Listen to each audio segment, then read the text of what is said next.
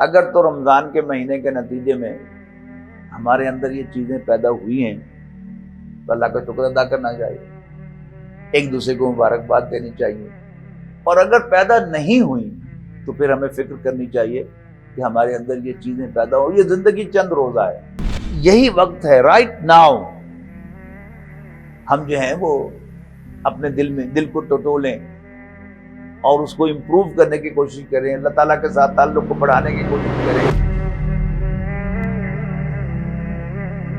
الحمدللہ نحمده ونستعینه ونستغفره ونؤمن به ونتوکل علیہ ونعوذ باللہ من شرور انفسنا ومن سیئات اعمالنا من يهده اللہ فلا مضل له ومن يضلل فلا هادی له ونشهد ان لا الہ الا اللہ وحدہ لا شریک له ونشهد ان سیدنا محمدا عبدہ ورسولہ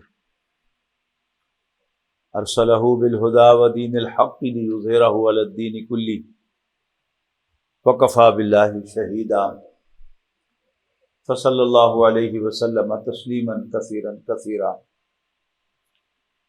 اما بعد فاعوذ باللہ من الشیطان الرجیم بسم اللہ الرحمن الرحیم. ولا تاکلوا اموالکم بینکم بالباطل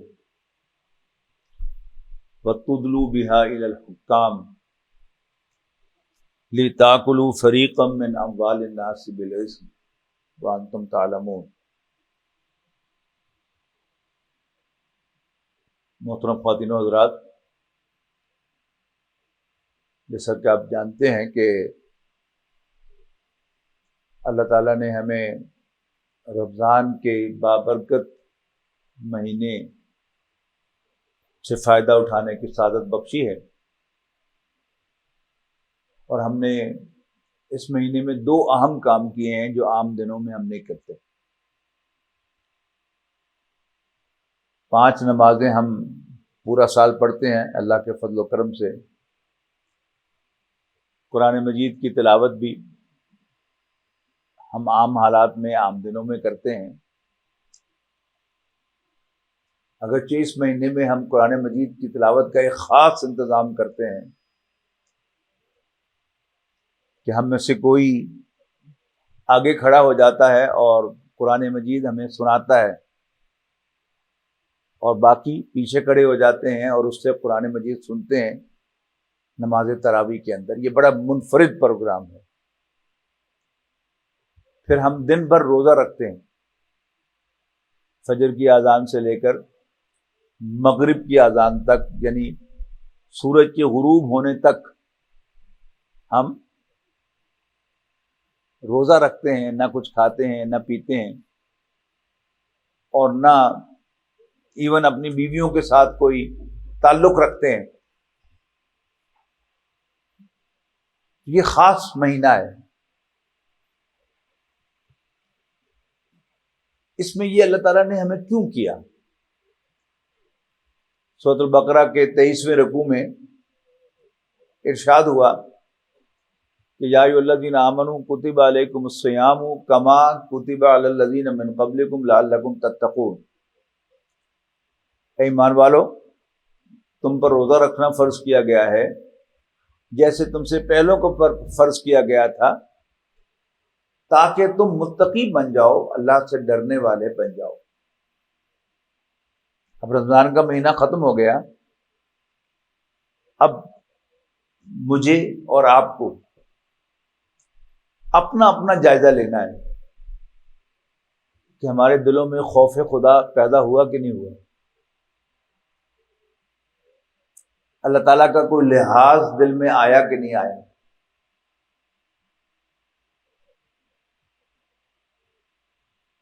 کوئی شخص ہمیں اللہ کا واسطہ دے کر کوئی بات کہتا ہے کہ ہمیں وہ اللہ کا واسطہ ہمارے دل پہ اثر کرتا ہے کہ نہیں کرتا.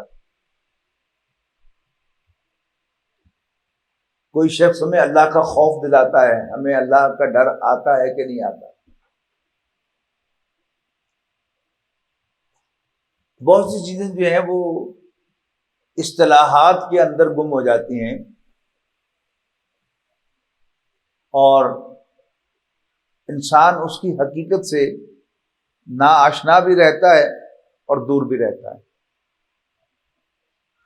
تقویٰ ایک اصطلاح ہے، جدید اردو تراجم میں آپ دیکھیں گے تو اس کا مطلب ہوگا بچ جانا، قدیم تراجم میں دیکھیں گے تو اس کا ترجمہ ہوگا خوف خدا، اللہ کا ڈر۔ اصطلاحات کو بھول جائیے، اپنے دل کو ٹٹولیے، میں بھی ٹٹولوں، آپ بھی ٹٹولیں۔ کیا ہمارے دل میں اللہ کا کوئی خوف پیدا ہوا ہے؟ اللہ کی پکڑ کا ڈر؟ پکڑ کے علاوہ بھی جو بڑے کا ایک ڈر ہوتا ہے، گھر میں باپ کا ڈر، باپ ہر وقت مار نہیں رہا ہوتا، ڈانٹ نہیں رہا ہوتا، لیکن باپ کا ایک ڈر ہوتا ہے، باپ کا ایک روب ہوتا ہے۔ کیا ہمارے دلوں میں اللہ کا وہ روب پیدا ہوا ہے؟ گھر میں بڑی والدہ بھی ہوتی ہے، بڑا بھائی بھی ہوتا ہے،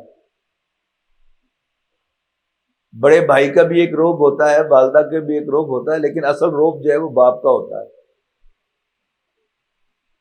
مجھے اپنا لڑکپن یاد آتا ہے، تو فجر کی نماز کے لیے والدہ نے آواز دی، کروٹ بدل لی، پھر والدہ نے بلایا تو پھر اور زیادہ لحاف جو ہے وہ اس کو اوپر ڈال لیا، لیکن والد صاحب کی آواز آتی تھی تو فوراً لحاف دوسری طرف پھینکتے تھے اور نیچے چھلانگ لگاتے تھے بستر سے۔ یہ ہے روب، یہ ہے ڈر۔ کیا ہم اپنے دلوں کا جائزہ لیں؟ اللہ تعالیٰ کا کوئی ڈر، کوئی روب ہمارے دلوں پر ہوا ہے؟ اگر تو محسوس ہو کہ ہاں فرق پڑا ہے تو پھر تو ہم نے روزے کما لیے،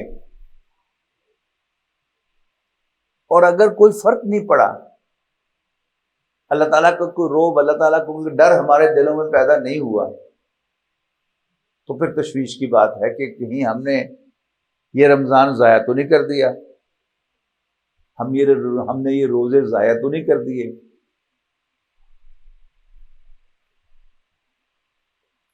تو فرمایا کہ اے ایمان والو، تم پر روزہ رکھنا فرض کیا گیا ہے، اور جیسے تم سے پہلوں پر فرض کیا گیا تھا، لعلکم تتقون، تاکہ تم متقی بن جاؤ۔ اور پھر 5ویں آیت میں پھر کچھ احکام بیان کرنے کے بعد پھر فرمایا لعلہم یتقون، تاکہ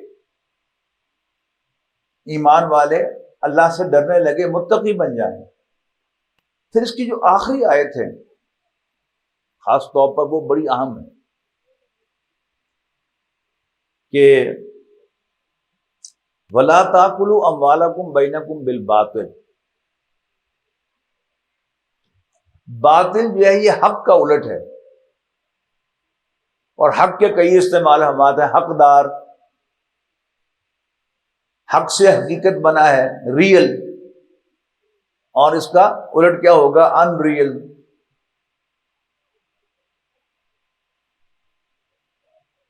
پھر حق کا الٹ نا حق، یہاں ترجمہ کیا ہوگا کہ تم ایک دوسرے کا مال نا حق نہ کھاؤ۔ یعنی یہ سارا ہمارا جو دنیاوی کاروبار چلتا ہے لین دین پر چلتا ہے نا، ایک شخص اپنی سروسز دیتا ہے، دوسرا اس کو اس کی تنخواہ دیتا ہے، مزدوری دیتا ہے، ایک شخص پھل بیچتا ہے، دوسرا اس کو پیسے دیتا ہے، ایک شخص کپڑا بیچتا ہے، دوسرا اس سے کپڑا خریدتا ہے۔ اسی طرح مختلف چیزوں کے تبادلے ہیں، چیز کا چیز سے تبادلہ ہے،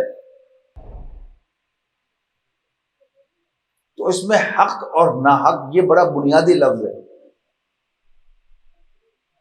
میں آپ سے کچھ لے رہا ہوں، میں اس کا حقدار ہوں کہ نہیں ہوں، یا میں ناحق آپ سے وہ لے رہا ہوں؟ اگر حقدار ہوں تو حلال ہے، جائز ہے، اور اگر مجھے اس کے لینے کا کوئی حق نہیں تو پھر میں کیا ہوں؟ میں ناحق ہوں۔ حرام کھا رہا ہوں. ایسا معلوم ہوتا ہے کہ اللہ تعالیٰ نے تقوی کا ٹیسٹ جو ہے وہ مالی معاملات میں فیل ہونے کو قرار دیا ہے کہ نا حق ایک دوسرے کا مال نہ کھاؤ. اب وہ نا حق کی کئی صورتیں ہیں. کچھ صورتیں اخلاقی ہیں. جھوٹ بول کر نہ کماؤ، دھوکہ دہی سے نہ کماؤ. اب دھوکہ کیا ہوتا ہے اس پہ مجھے کیا بتانے کی ضرورت ہے آپ کو. ناپ تول میں کمی،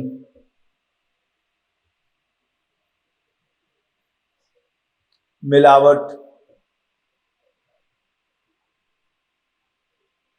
یعنی آپ نے پیسے لیے 1 کلو کے، لیکن کوئی ایسا معاملہ کیا کہ آپ نے دیے 980 گرام. اب یہ جو 20 گرام کے پیسے لیے آپ نے کیا ہے، یہ ناحق ہیں، حرام ہیں، باطل ہیں، یہ دھوکہ دہی ہو گئی. آپ نے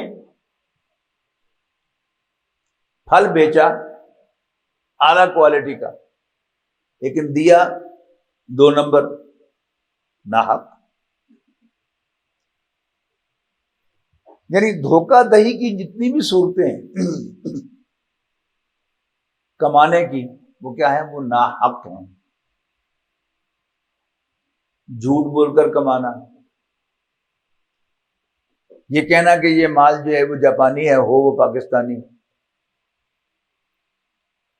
یا کسی پروڈکٹ پر لیبل لگانا کچھ اور ہو، اندر سے کچھ اور. اس پر آپ نے میڈ ان جرمنی کا لیبل لگایا ہے وہ کوریا کی بنی ہوئی، ناحق. یعنی دھوکہ دہی یا جھوٹ کی جو بھی شکل ہو وہ ناحق ہے.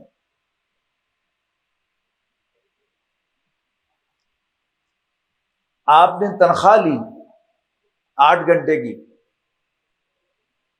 لیکن آپ نے کام کیا 6 گھنٹے. یہ 2 گھنٹے کی جو کمائی ہے، جو تنخواہ ہے، یہ حرام ہے.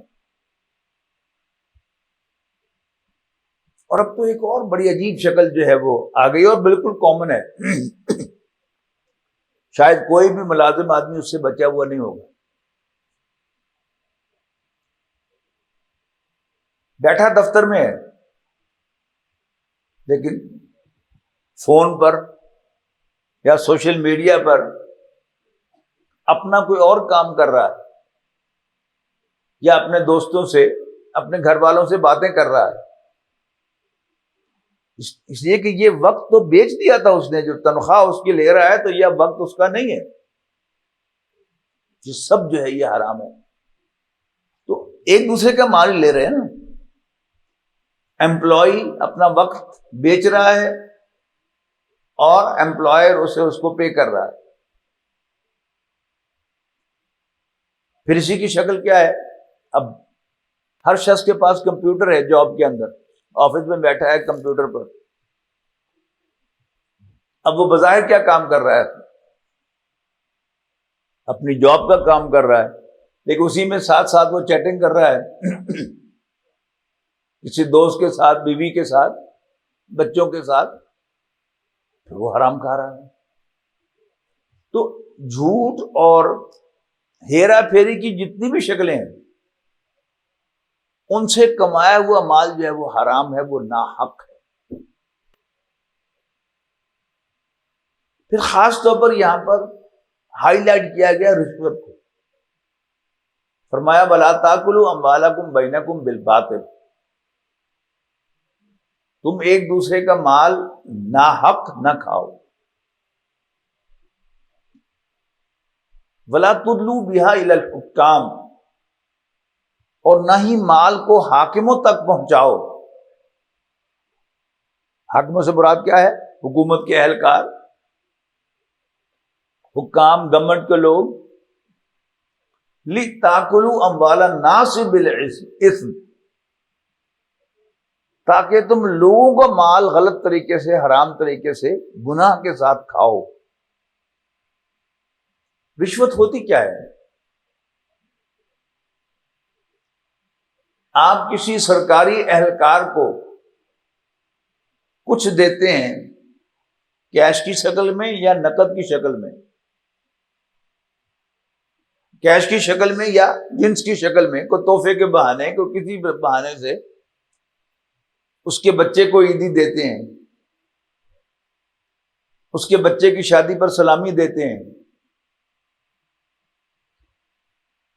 اور وہ آپ کو کوئی بینیفٹ دیتا ہے، اپنی جیب سے نہیں دیتا۔ اپنی جیب سے تحائف ایکسچینج کی جائیں وہ تو مطلوب ہے۔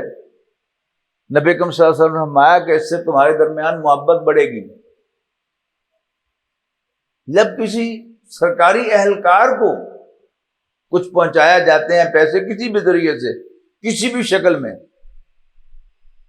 یوں کر کے یا یوں کر کے، کیوں پہنچائے جاتے ہیں؟ تاکہ اس سے کوئی بینیفٹ لیا جا سکے، اور وہ بینیفٹ اپنی جیب سے نہیں دیتا، وہ کہاں سے دیتا ہے؟ وہ سرکاری فنڈ میں سے دیتا ہے، سرکاری مال میں سے دیتا ہے۔ اس لیے یہاں پر فرمایا کہ وَتُدْلُوا بِهَا إِلَى الْحُكَّامِ، اور نہ ہی اس کو حاکموں تک پہنچاؤ، لِتَأْكُلُوا أَمْوَالَ النَّاسِ بِالْإِثْمِ، تاکہ تم لوگوں میں سے، لوگوں کے مال میں سے ایک حصہ کھا سکو۔ یہ لوگوں کا مال، پبلک فنڈ، پبلک پراپرٹی، تو وہ کسی بھی شکل میں ہو، کسی کو پروموشن دے دی جائے، کسی کو انکریمنٹ لگا دی جائے، کسی کو کوئی زمین الاٹ کر دی جائے، ہے نا؟ ظاہر ہے جو ریونیو کے لوگ ہیں ان کی قلم کے اندر اختیار ہوتا ہے کہ وہ زمین الاٹ کر سکتے ہیں۔ کوئی انہیں کوئی مالی فائدہ پہنچاتا ہے ذاتی طور پر، اور اس کے اگینسٹ وہ اپنے قلم کا استعمال کرتے ہوئے آپ کو وہ پراپرٹی جو ہے وہ آپ کو الاٹ کر دیتے ہیں۔ بالکل اس کی صحیح تصویر ہے، وہ پراپرٹی اس کی تو نہیں ہے، وہ پراپرٹی تو عوام کی ہے، وہ پبلک فنڈ ہے۔ تو وَتُدْلُوا بِهَا إِلَى الْحُكَّامِ لِتَأْكُلُوا فَرِيقًا مِّنْ أَمْوَالِ النَّاسِ بِالْإِثْمِ، تاکہ تم لوگوں کے مال میں سے ایک حصہ غلط طریقے سے کھاؤ، گناہ کے ساتھ کھاؤ، وَأَنْتُمْ تَعْلَمُونَ، جانتے بوجھتے ہوئے۔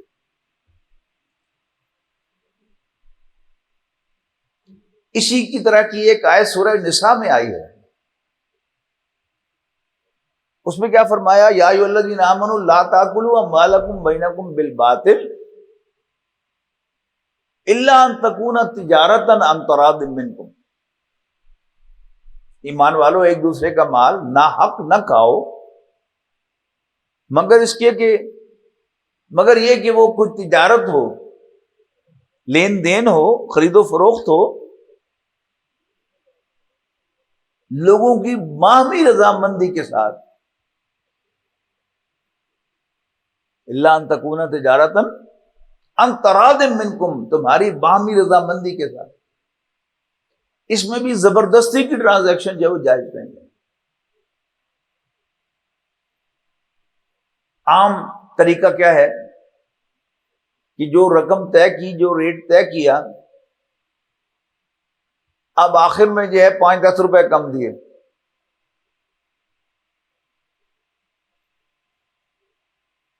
کیسے؟ آپ نے کوئی چیز خریدی، وہ چیز جو تھی آپ نے طے کی کہ 840 روپے کی ہے، تو آپ نے 800 دے کر کا بس یہ نئے ہوئی لینا۔ اب کیا ہے، آپ نے اس دکاندار کو مجبور کیا، جو باہمی رضامندی سے ریٹ طے ہوا تھا وہ کیا تھا؟ اس کے مطابق آپ کے ذمے 840 روپے دینے تھے، لیکن اب آپ نے اس کو گھیر کر اب آپ نے کہا چل یہ کہنے ٹھیک ہے۔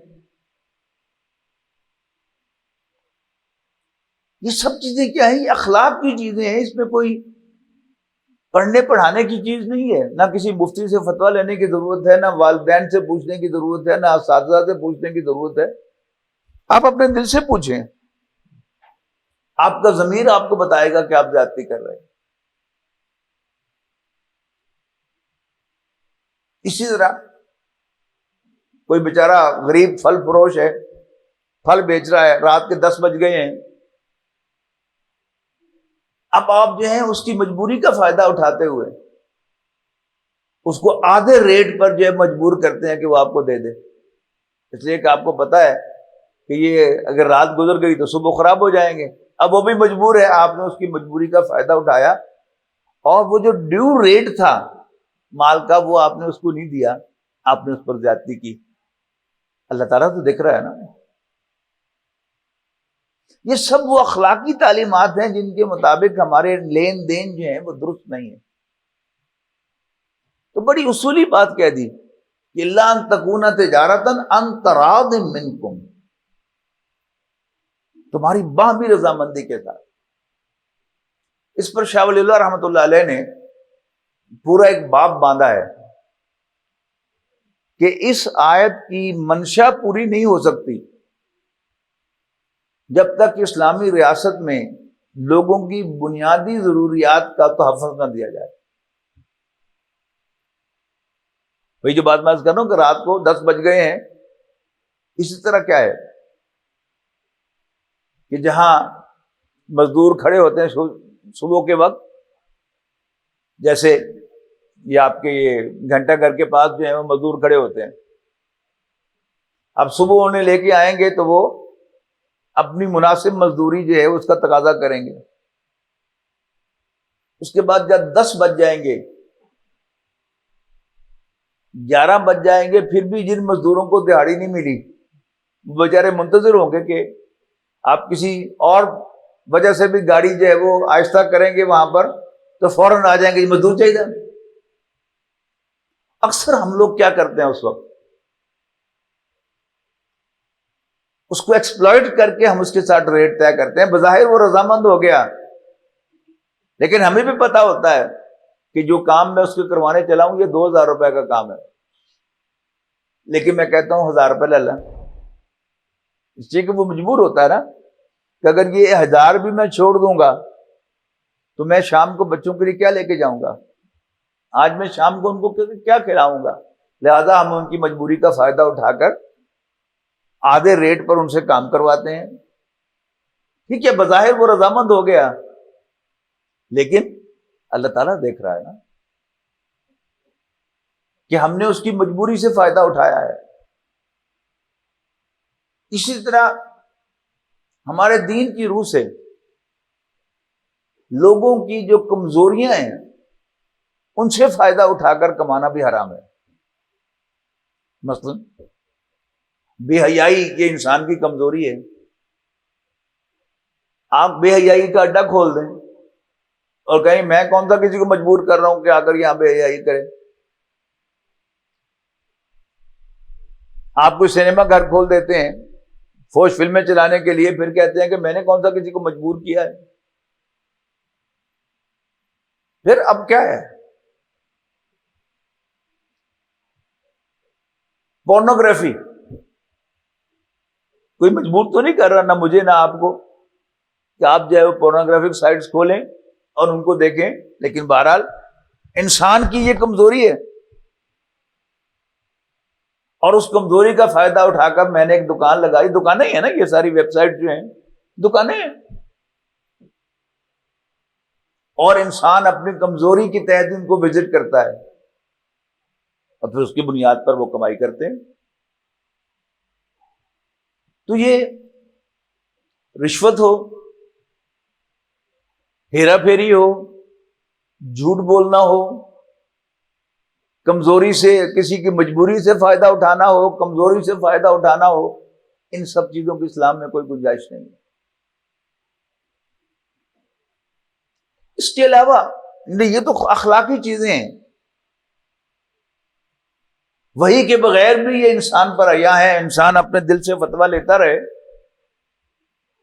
تو اس کو دل اس کو فتویٰ دیتا رہتا. بڑی خوبصورت احادیث ہے اس میں کہ جو چیز تمہارے دل میں خلجان پیدا کرے چھوڑ دو اس کو. آپ نے فرمایا کہ الاسم ما حاک فی نفسک، ایک روایت میں فی صدرک، گناہ وہ ہے جو تمہارے دل میں، تمہارے سینے میں خلجان پیدا کرے. وَكَرِهْتَ أَن يَطَّلِعَ عَلَيْهِ النَّاسُ، گناہ وہ ہے جو تمہارے دل میں خلجان پیدا کرے اور تم ناپسند کرو کہ لوگوں کو اس کے بارے میں علم ہو جائے. یعنی فتوے کے اعتبار سے جو علم ہے میرا، اس کے مطابق جو دینی علم ہے اس کے مطابق تو کوئی مجھے حرام چیز اس میں نظر نہیں آتی، لیکن میرا دل اس پر مطمئن نہیں ہے اور میں نہیں چاہتا کہ میرا درس سننے والوں کو پتہ چلے کہ میں بھی یہ حرکت کرتا ہوں. تو نبی کریم صلی اللہ علیہ وسلم نے اس پر واضح حکم جاری کر دیا کہ یہ گناہ ہے. ایک حدیث میں آپ نے فرمایا کہ جو چیز تمہارے دل میں کھٹکے اسے چھوڑ دو. وَلَوْ أَفْتَاكَ الْمُفْتِي، خواہ مفتی اس کے حق میں فتویٰ کیوں نہ دے دے، لیکن دل نہیں مان رہا، دل مطمئن نہیں ہے، دل کہہ رہا ہے کہ غلط ہے. لیکن میں نے یعنی استفتاء ایسے طریقے سے لکھا کہ مفتی صاحب نے کہا ہاں ٹھیک ہے جائز ہے، لیکن دل میں خلجان ہے تو چھوڑ دینا چاہیے. اسی طرح اب جو خالص دینی اعتبار سے حرام ہیں ان کو بھی آپ جائزہ لیں. یہ جو ابھی تک میں نے ذکر کیا یہ سب اخلاقی ہیں. اخلاقی تعلیمات جو ہوتی ہیں یا اخلاقی اقدار جو ہوتی ہیں وہ انسان کے دل میں لکھی ہوتی ہیں. مثال پر موٹی سی بات کہتا ہوں کہ میں جھوٹ بولوں کہ نہ بولوں، ہے کوئی اس میں فتوے کی ضرورت؟ ہر انسان کے دل میں پتہ ہے کہ جھوٹ نہیں بولنا. میں کسی کو دھوکہ دوں یا نہ دوں اس میں نہ استاد سے پوچھنے کی ضرورت، نہ بچے کو والدین سے پوچھنے کی ضرورت. میرا دل کہہ رہا ہے کہ نہیں دھوکہ نہیں دینا چاہیے، جھوٹ نہیں بولنا چاہیے. اب اس کے بعد ہے پھر دین. دین کا فنکشن کیا ہے؟ قرآن مجید یا نبی اکرم صلی اللہ علیہ وسلم یا وحی کا علم جو ہے، یعنی جہاں ہمارے جو شعور ہے اس کی انتہا ہوتی ہے وہاں سے ابتدا ہوتی ہے وحی کی. اب نبی اکرم صلی اللہ علیہ وسلم نے بہت سی چیزوں کو حرام کیا ہے. اب کامن سینس تو یہ کہتی ہے کہ میرا مال ہے، میں اسے رکھوں یا بیچوں اس پر میرا اختیار ہے.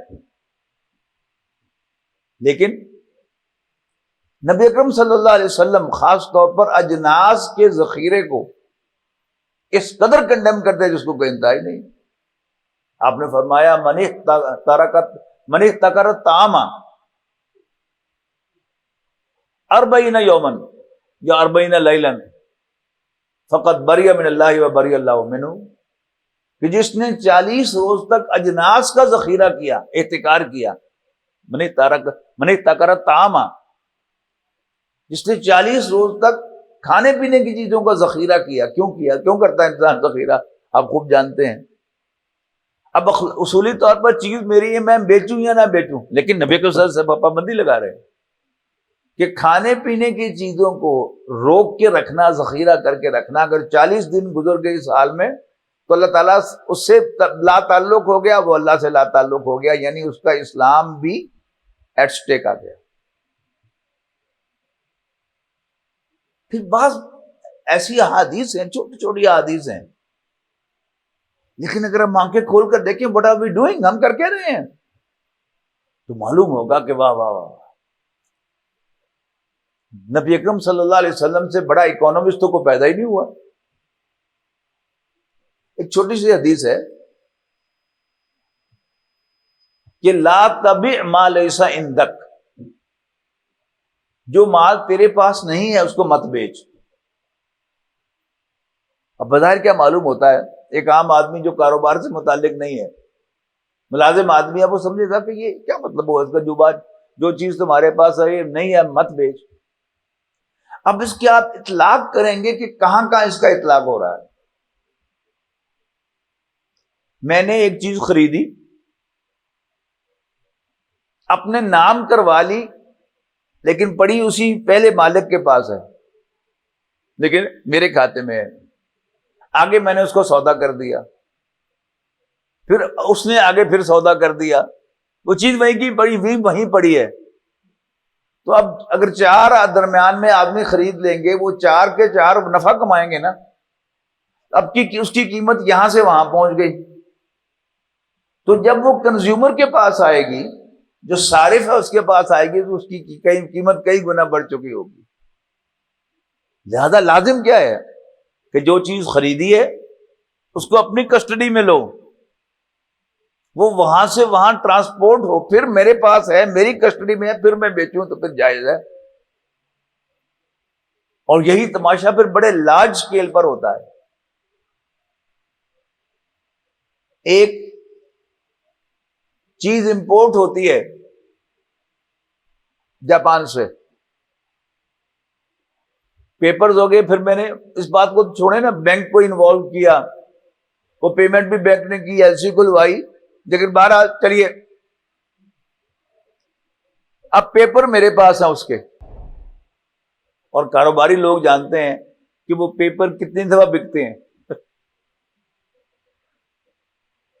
صرف پیپر بک رہے ہیں، وہ مشینری تو میرے پاس آئی نہیں، اور بکتے بکتے کئی گنا اس کی قیمت بڑھ جاتی ہے، اور پھر جا کر وہ اصل جس نے وہ مشینری استعمال کرنی ہے وہ اس تک پہنچتی ہے. تو ایک حدیث پر آپ عمل کریں گے تو کتنا فائدہ ہوگا عوام کو، کنزیومر کو کتنا فائدہ ہوگا، صارف کو کتنا فائدہ ہوگا. یعنی اسلام کے معاشی نظام کو اگر آپ دیکھیں تو اسلام کا معاشی نظام وہ عوام الناس کے لیے کھڑا ہے. اس کا سارا فائدہ عوام الناس کو پہنچنا چاہیے، نہ کہ چند افراد کو. یعنی اوپر کے جو کاروباری ہیں وہ اوپر سے ہی خریدا بیچا پڑا وہیں کا وہیں ہے، کوئی اس میں دھیلے کی تبدیلی نہیں آئی. لیکن ایک ہے کہ ایک مال ہے، را ہے، اس کو میں نے ڈیولپ کیا پھر بیچا، اس میں کوئی اضافہ ہوا نا. تو اب تو مجھے ہمارا دین جو ہے وہ اجازت دیتا ہے کہ میں اس پر زیادہ کمائی کر لوں، یا میں نے یہاں سے اٹھا کے وہ چیز یہاں لے کے آیا، اب مجھے اجازت دیتا ہے کہ میں اس پر تبدیل کر لوں، لیکن نہ اس میں کوئی اضافہ کیا میں نے، نہ اس کی جگہ کو تبدیل کیا میں نے، خود اپنی کسٹڈی میں لیا. تو اس کو کیا ہے، یہ علماء آپ کو بتائیں گے پھر کس حد تک وہ جائز ہے، کس حد تک جائز نہیں ہے. اسی طرح ایک حدیث ہے کہ لا یبیع الحاضر للبادی، کوئی شہر کا آدمی باہر کے آدمی کا مال نہ بیچے. اب علماء مفتی حضرات بتائیں گے کہ میرا جو ذہن ہے وہ درست ہے کہ غلط ہے، میں غلط بھی ہو سکتا ہوں، میں ایکسپرٹ نہیں ہوں احکام کا، میں تو صرف ذکر کر رہا ہوں کہ ایک حدیث ہے. مجھے ایسا محسوس ہوتا ہے کہ آڑت اس کی زد میں آتی ہے، اس لیے کہ آڑتی مال خریدتا نہیں ہے، اس نے ایک کمیشن شاپ بنائی ہوئی ہے. اب چلیں ہم کسی منڈی کے اندر تو کیا ہوتا ہے، کمیشن شاپ، مال کسی اور کا ہے، بیچ کوئی اور رہا ہے. یہ ساری باتیں اگر ہمارا سارا نظام جو ہے وہ دین کی کمپلائنس کے ساتھ ہوگا تو بدل جائے گا، اور اس کا فائدہ کس کو ہوگا، عوام الناس کو. اسی طرح شریعت نے ایک چیز کو حرام قرار دیا ہے، وہ کیا ہے، وہ سود ہے، ربا. ربا بڑھوتری کو کہتے ہیں.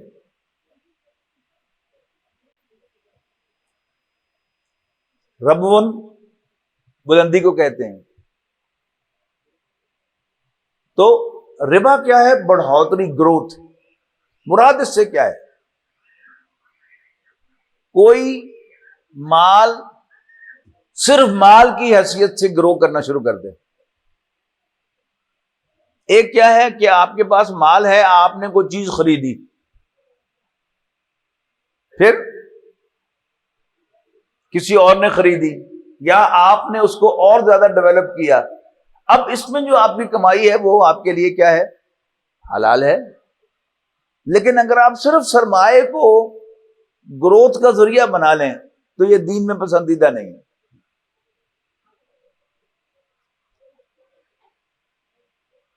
آپ نے کسی کو کوئی رقم ادھار دی اور آپ نے کہا مجھے کوئی سروکار نہیں کہ تم اس سے کیا کرتے ہو کیا نہیں کرتے، کیا کماتے ہو کیا نہیں کماتے،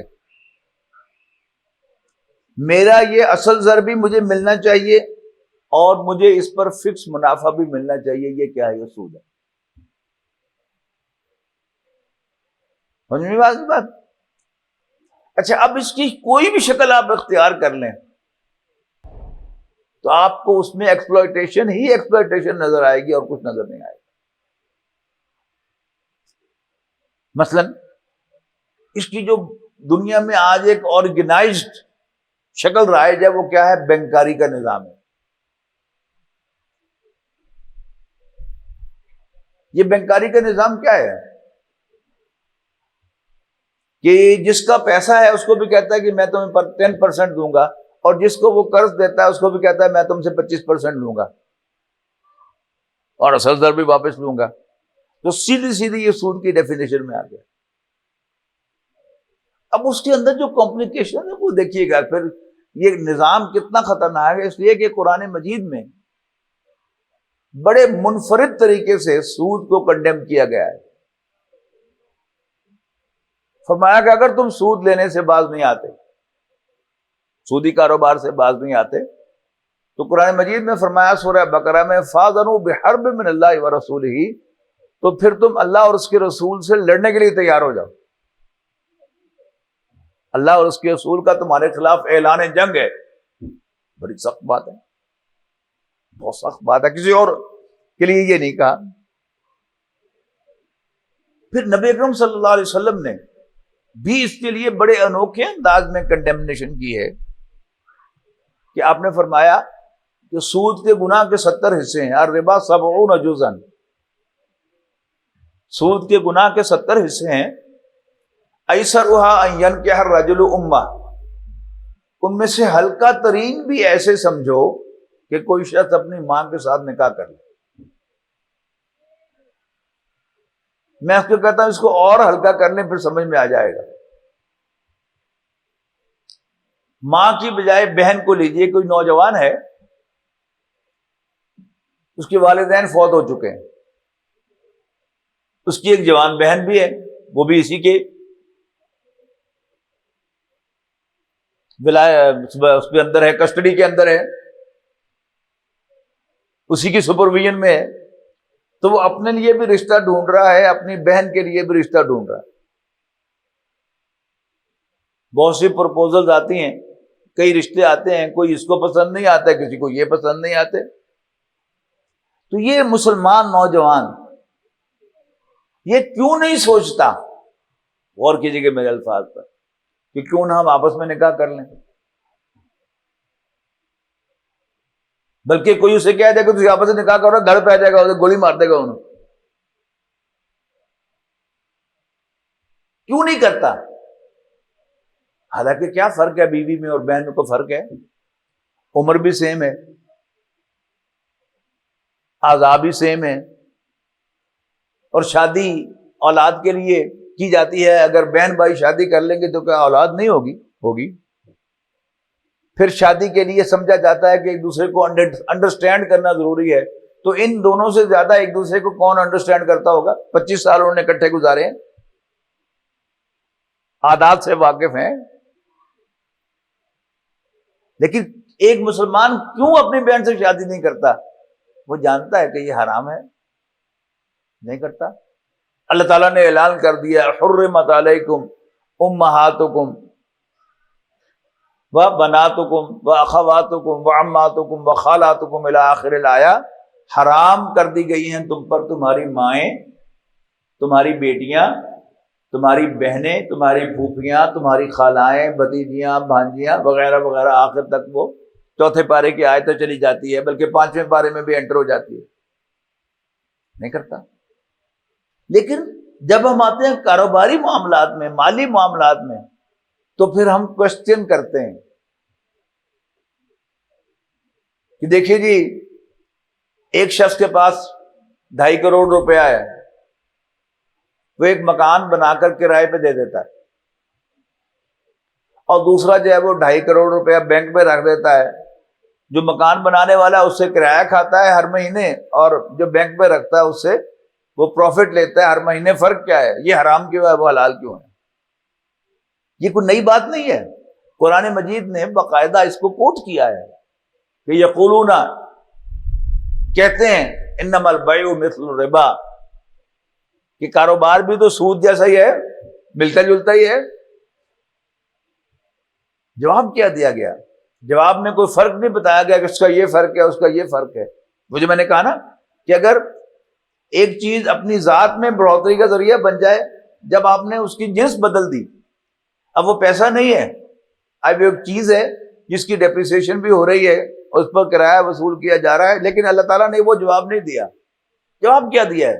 وَأَحَلَّ اللَّهُ الْبَيْعَ وَحَرَّمَ الرِّبَا، اللہ نے کاروبار کو جائز اور سود کو حرام کیا ہے۔ جیسے وہ جو محرم رشتے ہیں جن کے ساتھ نکاح نہیں ہو سکتا ان کو حرام کیا ہے، باقی سب عورتوں سے نکاح کرنا حلال کیا ہے، اسی طرح اللہ تعالیٰ نے کاروبار کو حلال اور سود کو حرام کیا ہے۔ That's it۔ اب بینکاری کا نظام ہم بڑا اٹریکٹیو معلوم ہوتا ہے، آپ اس کو سمجھیے کہ کاروبار کو ایکسپینڈ کرنے کے لیے، کاروبار کو بنانے کے لیے ہم سمجھتے ہیں کہ جی ہمیں سود قرضہ لے لینا چاہیے بینک سے۔ غور کیجیے، ایک جائز راستہ چھوڑ کر ایک حرام راستہ اختیار کرنا کہ چونکہ رشتہ نہیں مل رہا لہذا بہن بھائی شادی کر لے، کیوں نہیں کرتے ہم؟ چونکہ بغیر بینک کو انوالو کیے ہوئے ہم کچھ کر نہیں پا رہے تو پھر بینک کو لے ہی لیں، حرام کر ہی لیں۔ وہاں نہیں کرتے ہم، بے شک 20 سال 30 سال گزر جائیں، دونوں بہن بھائیوں کی شادی نہ ہو نہیں ہوتی، لیکن وہ آپس میں کبھی سوچتے بھی نہیں کہ ہم شادی کر لیں، مسلمان ہیں نا، اور مانتے ہیں قرآن مجید کو، اللہ کے حکم کو کہ یہ حرام ہے یہ حلال ہے، لیکن یہاں ہم سوچتے ہیں کہ نہیں نہیں مجبوری ہے گزارا کر وہ۔ لطیفہ مجھے یاد آتا ہے، قرآن اکیڈمی فیصلہ آباد میں ڈاکٹر صاحب تشریف لائے ہوئے تھے، ڈاکٹر سرار احمد صاحب رحمہ اللہ، تو سوال و جواب کی نشست تھی، ایک صاحب کہنے لگے کہ جی آپ کہتے ہیں کہ سود بینک سے قرضہ نہ لیں، اب دیکھیں نا میں کاروں کی ایجنسی لینا چاہتا ہوں تو میرے پاس پیسے نہیں ہیں تو میں کیا کروں؟ تو ڈاکٹر صاحب بھی جلال میں آ گئے، ان کا کیا ضروری ہے کاروں کی ایجنسی لینی، آپ موٹر سائیکلوں کی لے لیں، آپ سائیکلوں کی لے لیں۔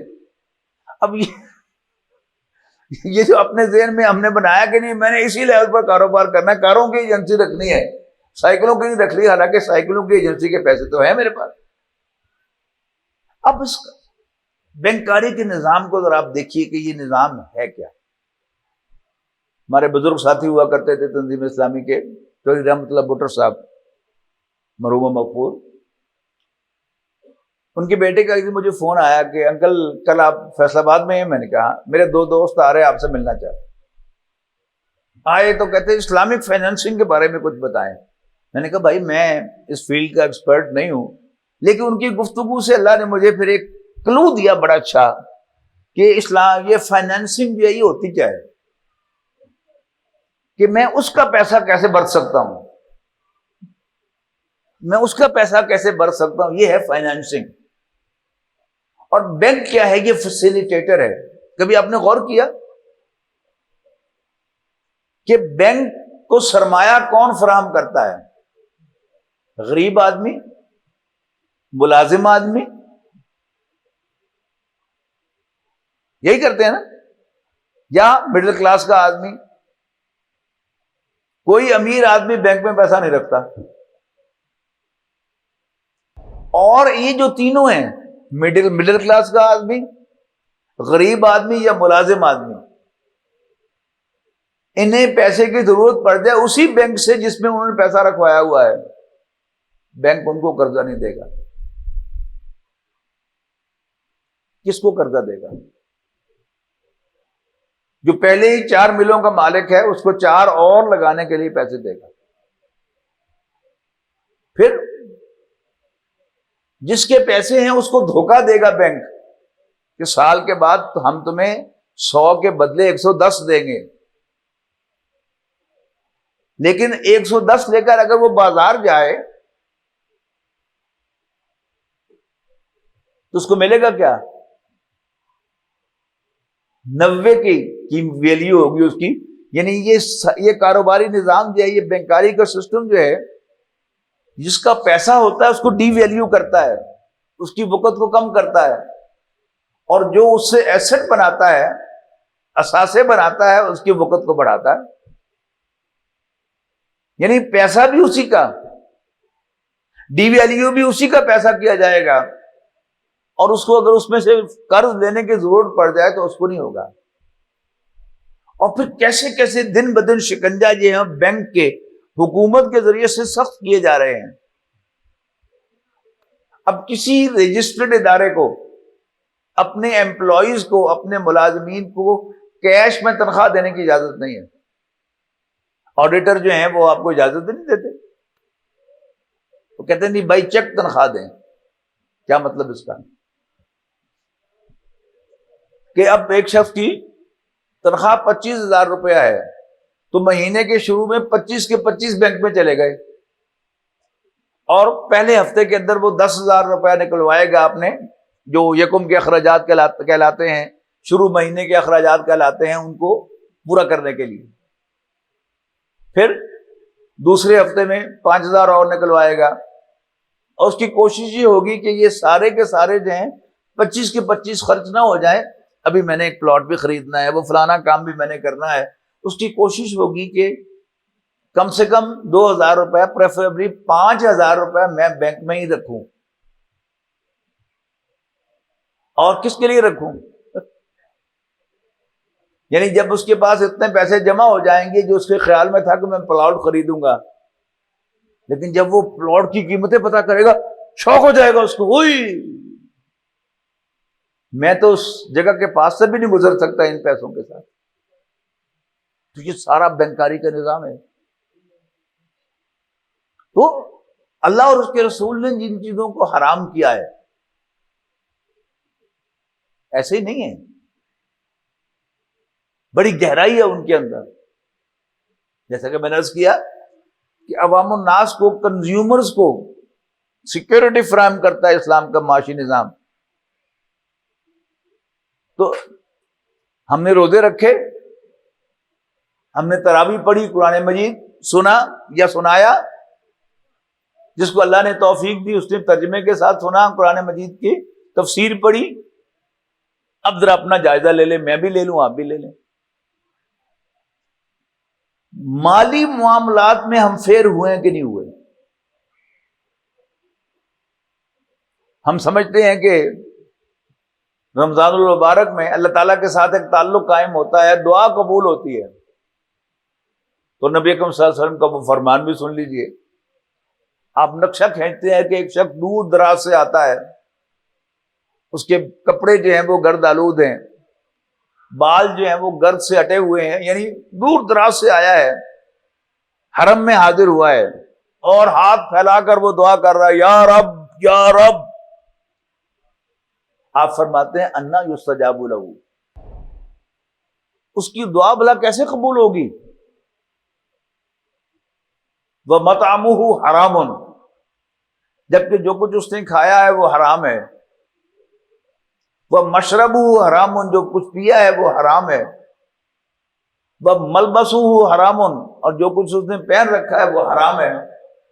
وَغُذِّيَ بِالْحَرَام، اور اس کا گوشت پوش حرام مال سے بنا ہے. انا یستجاب لہ، اس کی دعا کیسے قبول ہوگی؟ تو وہ جو ساری روحانیت ہے رمضان کے مہینے کی، اس کا حاصل کیا ہے؟ اللہ تعالیٰ کے ساتھ تعلق. اور اللہ تعالیٰ کے ساتھ تعلق کا کیش ثمرہ کیا ہے؟ دعا کی قبولیت. لیکن آپ کیا فرما رہے ہیں کہ ایک شخص حرم میں آ کر ہاتھ پھیلا پھیلا کر دعا مانگ رہا ہے، تو اللہ تعالیٰ اس کی دعا کیسے قبول کرے گا کہ اس نے کھایا پیا سب کچھ حرام ہے، کپڑے اس کے حرام سے، اس کا جسم گوشت پوش حرام سے. تو مالی معاملات میں فیر ہونا، یہ طے کر لینا کہ میں حرام کے قریب نہیں جاؤں. ہم سب جانتے ہیں کہ ہم کہاں کہاں حرام میں ملوث ہیں. اگر تو ہمارے اندر یہ طبیعت آمادہ ہو رہی ہے کہ میں حرام چھوڑ دوں، تو میں بھی آپ کو مبارکباد دیتا ہوں، میں نے چھوڑی ہے تو آپ مجھے مبارکباد دیں، میں بھی مبارکباد کا مستحق ہوں کہ میں اپنے اندر کچھ تبدیلی لانے کو تیار ہوں، کچھ چھوڑنے کو تیار ہوں خوف خدا کی وجہ سے، پھر تو ہے مبارکباد والی بات۔ لیکن اگر میں کچھ چھوڑنے کو تیار نہیں تو پھر میں اپنے آپ کو دھوکہ دے رہا ہوں جتنا مرضی دے لوں۔ اسی طرح رمضان المبارک کے نتیجے میں اللہ تعالیٰ کے ساتھ تعلق، یہ انسان کو محسوس ہونا چاہیے کہ میں اللہ سے جڑ گیا ہوں۔ یعنی ایک طرف تو اللہ کا خوف ہے نا کہ میں کچھ کام کرنے سے پہلے رکوں، ڈروں، اسی طرح اللہ تعالیٰ کا شکر ادا کرنا، قدم قدم پر شکر ادا کروں اللہ تعالیٰ کا، یا اللہ تو نے مجھے کھلایا، تیرا شکر ہے، تو نے میرے جسم میں طاقت رکھی، تیرا شکر ہے، تو نے مجھے پیدا کیا، تیرا شکر ہے، تو نے مجھے مسلمان بنایا، تیرا شکر ہے، تو نے مجھے نبی اکرم صلی اللہ علیہ وسلم کا امتی بنایا، تیرا شکر ہے۔ اور پھر ہوتے ہوتے انسان کو محسوس ہو ہاتھ پر شکر، پاؤں پر شکر، آنکھوں پر شکر، کانوں پر شکر، یہ سب کیا ہے؟ ان سب پر ہمیں شکر ادا کرنا، یہاں تک کہ ایک ایک سانس پر شکر۔ پھر اسی کا اگلا درجہ کیا ہے؟ انسان کو یہ محسوس ہو کہ اللہ نے مجھے اب تک جو کچھ دیا ہے یہ اس کا شکر، اس نے دیا، اس کی مہربانی ہے، یا اللہ تیرا شکر ہے۔ اور پھر محسوس ہو کہ یا اللہ اگلا قدم بھی میں تیری مہربانی سے اٹھاؤں گا، اگلا سانس بھی میں تیری مہربانی سے لوں گا، اگلا لقمہ بھی میں تیری مہربانی سے کھاؤں گا۔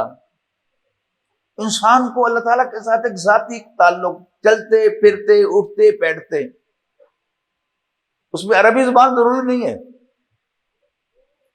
اپنی زبان میں، بلکہ زبان بھی استعمال کیے بغیر دل میں اللہ کا شکر۔ انسان کا یہ محسوس کرنا کہ میں اللہ تعالیٰ پر ڈیپینڈنٹ ہوں، میں اس کا بندہ ہوں، وہی مجھے کھلا رہا ہے، وہی مجھے پلا رہا ہے، وہی مجھے چلا رہا ہے، وہی مجھے سنوا رہا ہے، وہی مجھے دکھا رہا ہے، یہی میرے دماغ کے اندر طاقت رکھتا ہے کہ میں غور و فکر کرتا ہوں، اسی نے مجھے دل عطا کیا ہے، یہ سب اس کی مہربانیاں ہیں، اس کا شکر ادا کرتے رہنا، اس سے ڈرتے رہنا، مالی معاملات میں اور سے زیادہ فیر ہونا، یہ کیا ہے؟ یہ میری ذمہ داری ہے۔ اگر تو رمضان کے مہینے کے نتیجے میں ہمارے اندر یہ چیزیں پیدا ہوئی ہیں تو اللہ کا شکر ادا کرنا چاہیے، ایک دوسرے کو مبارکباد دینی چاہیے، اور اگر پیدا نہیں ہوئی تو پھر ہمیں فکر کرنی چاہیے کہ ہمارے اندر یہ چیزیں پیدا ہو۔ یہ زندگی چند روزہ ہے، کب بلاوا آ جائے کچھ معلوم نہیں، ہم یہاں سے اٹھ سکیں گے کہ نہیں اٹھ سکیں گے کوئی پتہ نہیں، اس ہال سے باہر نکلیں گے یا نہیں نکلیں گے کچھ معلوم نہیں، گھر پہنچیں گے کہ نہیں پہنچیں گے کچھ معلوم نہیں ہے، رات کو سو کر صبح اٹھیں گے کہ نہیں اٹھیں گے کچھ معلوم نہیں ہے، اگلا سال آئے گا نہیں آئے گا کچھ معلوم نہیں ہے۔ تو لہذا یہی وقت ہے، رائٹ ناؤ، ہم جو ہیں وہ اپنے دل کو ٹٹولیں اور اس کو امپروو کرنے کی کوشش کریں، اللہ تعالیٰ کے ساتھ تعلق کو بڑھانے کی کوشش کریں۔ یہ تعلق ہے تو سب کچھ ہے۔ یعنی سادہ اگر میں ایک خلاصہ نکالوں ایک درس میں، تو اگر تو ہمارا رویہ بدلا ہے تو یہ اچیومنٹ ہے، اور اگر رمضان سے پہلے اور رمضان کے بعد ہمارے رویے میں کوئی تبدیلی نہیں آئی، وہ دل کا رویہ بھی ہے اللہ تعالیٰ کے ساتھ اور ہمارا آپس کا ایک دوسرے کے ساتھ رویہ بھی ہے، اگر اس میں تبدیلی آئی ہے تو یہ مبارکباد کی بات ہے۔ اللہ تعالیٰ سے دعا ہے کہ اللہ تعالیٰ ہمیں اپنے رویوں کو میں اندر تبدیلی پیدا کرنے اور اپنا جائزہ لینے کی توفیق دے کہ یہ رمضان ہمارے لیے مفید گزرا ہے یا بیکار گزرا ہے۔ اقول قولی ھذا واستغفر اللہ لی ولکم ولسائر المسلمین والمسلمات۔ الحمد للہ رب العالمین والعاقبۃ للمتقین والصلاۃ والسلام علی رسولہ الکریم۔ ربنا اغفر لنا ذنوبنا وکفر عنا سیئاتنا وتوفنا مع الابرار۔ اللهم اغفر لحينا وميتنا وشاهدنا وغائبنا وصغيرنا وكبيرنا وذكرنا وانثانا، اللهم من احييته منا فاحيه على الاسلام ومن توفیتہ منا فتوفہ علی الایمان اللہم اغفر لہ وارحمہ وادخلہ فی رحمتک وحاسبہ حسابا یسیرا۔ یا اللہ تمام بیماروں کو شفا عطا فرما، یا اللہ تمام بیماروں کو شفا عطا فرما۔ اذهب الباس رب الناس فاشف انت شافی لا شفاء الا شفاؤک شفاء لا یغادر سقما۔ یا اللہ ہم سب پر مہربانی فرما، یا اللہ ہمارے ملک کی حفاظت فرما، یا اللہ ہمارے ملک کی حفاظت فرما۔ اے ہمارے رب، تو نے ہمیں یہ ملک اپنے فضل و کرم سے عطا کیا تھا، اب تو اپنے ہی فضل و کرم سے کی حفاظت فرما۔ ربنا تقبل منا انک انت السمیع العلیم وتب علینا انک انت التواب الرحیم۔ وصلی اللہ تعالی علی رسولہ خیر خلقہ محمد وآلہ وصحبہ اجمعین برحمتک یا ارحم الراحمین۔